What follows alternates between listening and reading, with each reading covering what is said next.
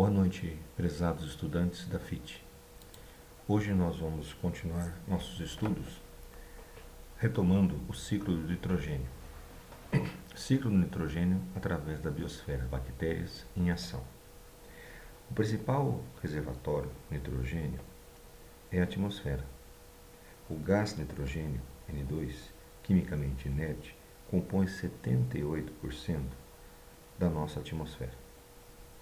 O nitrogênio é um componente essencial nas proteínas, vitaminas e ácidos nucleicos, como o DNA, por exemplo. No entanto, o nitrogênio não pode ser absorvido e utilizado diretamente como nutriente pelas plantas ou pelos animais multicelulares. Felizmente, dois processos naturais convertem ou fixam o N2 em compostos que plantas e animais podem utilizar como nutrientes. Um deles é a descarga elétrica, ou raios, que acontece na atmosfera. O outro acontece em sistemas aquáticos, no solo e nas raízes de algumas plantas, em que bactérias especializadas, chamadas bactérias fixadoras de nitrogênio, completam essa conversão como parte do ciclo do nitrogênio, como mostrado na figura 3.20. Este ciclo consiste em várias grandes etapas. Na fixação do nitrogênio, bactérias especializadas no solo, além das algas azuis, cianobactérias, em ambientes aquáticos, combinam N2 gasoso com hidrogênio para transformar em amônia.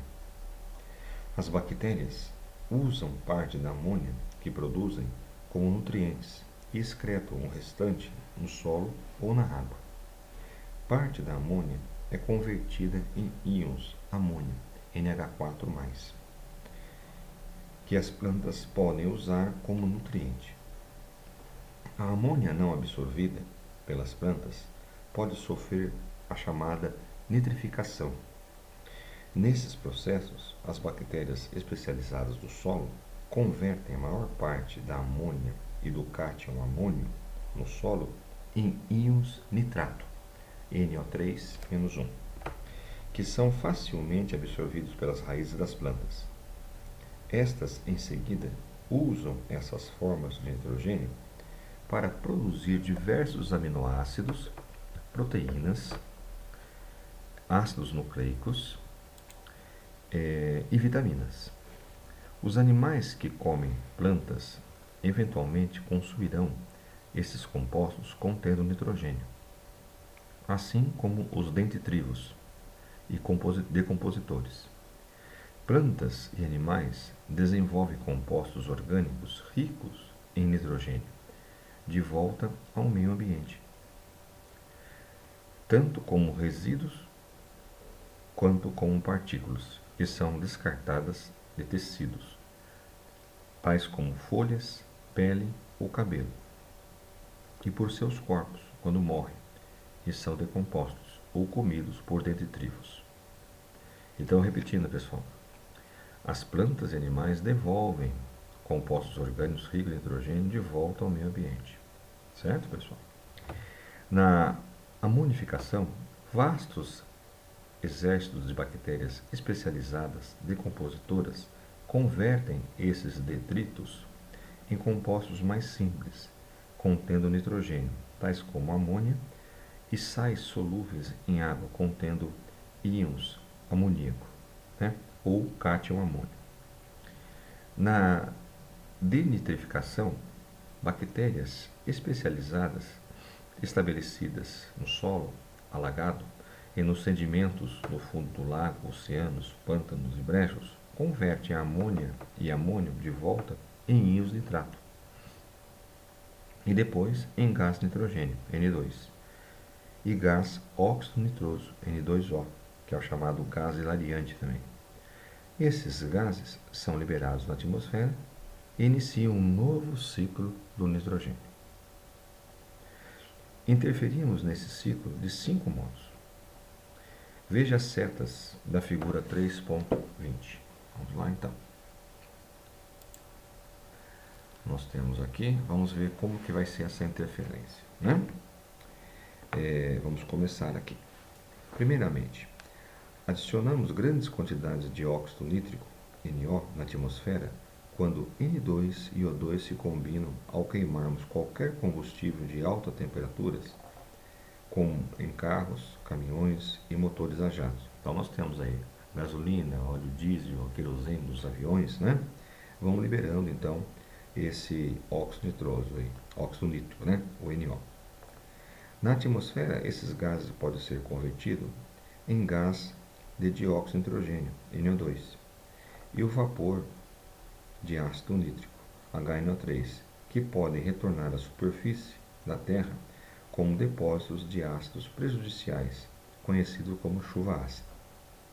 Segundo, adicionamos o óxido nitroso, N2O, na atmosfera pela ação de bactérias anaeróbicas em fertilizantes inorgânicos comerciais ou esterco animal orgânico aplicado ao solo.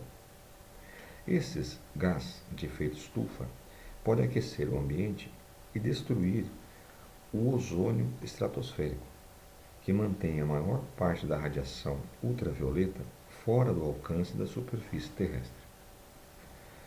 Terceira maneira, liberamos grandes quantidades de nitrogênio armazenada nos solos e plantas na forma de compostos gasosos na atmosfera pela destruição das florestas. Quarto, perturbamos o ciclo do nitrogênio nos ecossistemas aquáticos, adicionando o excesso de nitratos, NO3-1, em corpos d'água por meio de escoamento agrícola de adubos e estrume de animais e de descargas de sistemas de esgotos municipais. Essa perturbação pode causar um crescimento excessivo de algas. Lembra aquela contaminação, né? É a chamada, quando você tem um excesso de nitrogênio, ele serve de adubo para o corpo d'água. Então pode acontecer a proliferação dessa alga, né? Então nós temos aí uma lagoa que ela está, então, na verdade, contaminada por um excesso de nitrogênio.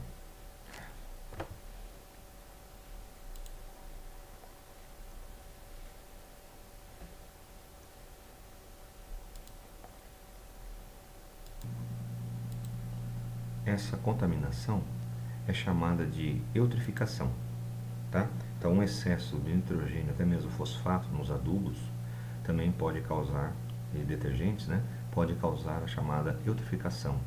O nitrogênio na forma de nitrato e o fósforo na forma de fosfato vão servir de nutrientes para as algas e elas vão proliferar de maneira excessiva, contaminando, então, como fala a lagoa ou o lago ali, certo? Muito bem. O quinto maneira que nós podemos, removemos o nitrogênio do solo superficial quando colhemos e irrigamos culturas ricas em nitrogênio, lavagem de nitratos do solo e queimamos ou desgastamos pastagem e florestas antes de semear culturas. De acordo com a avaliação de ecossistema do milênio 2005, desde 1950 as atividades humanas têm mais do que duplicado o lançamento anual de nitrogênio de ambientes terrestres para o resto do ambiente. A maioria vem do considerável aumento do uso de fertilizantes inorgânicos para o cultivo. Prevê que essa quantidade liberada dobrará novamente em 2050. Tal entrada excessiva de nitrogênio no ar e na água contribui para a poluição e outros problemas, que serão discutidos no próximo capítulo. A sobrecarga de nitrogênio é um sério e crescente problema ambiental, local, regional e global, que tem atraído pouca atenção. Robert Sokolow, físico da Universidade de Princeton, pede que países ao redor do mundo trabalhem com algum tipo de acordo de manejo do nitrogênio para ajudar a evitar que esse problema atinja níveis críticos. Tá? Então nós temos aqui a figura está mostrando para você o nitrogênio em um ecossistema terrestre com grandes impactos nocivos, né? Humanos que são muito nocivos.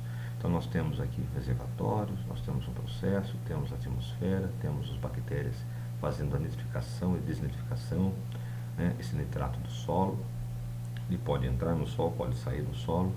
Nós temos os nitrogênios animais consumidores, nós temos aí a amônia no solo, bactérias, a decomposição, a atividade vulcânica, né? Esses nitratos, escoamento e fertilizantes ou decomposição, o nitrogênio em sedimentos oceânicos, perda de nitrogênio em sedimentos no oceano profundo. Então nós temos esse ciclo de nitrogênio mostrado para a gente nessa figura 3.20, ok? Da página 71, né? E aqui no livro nós temos na página 73, tá? Muito bem.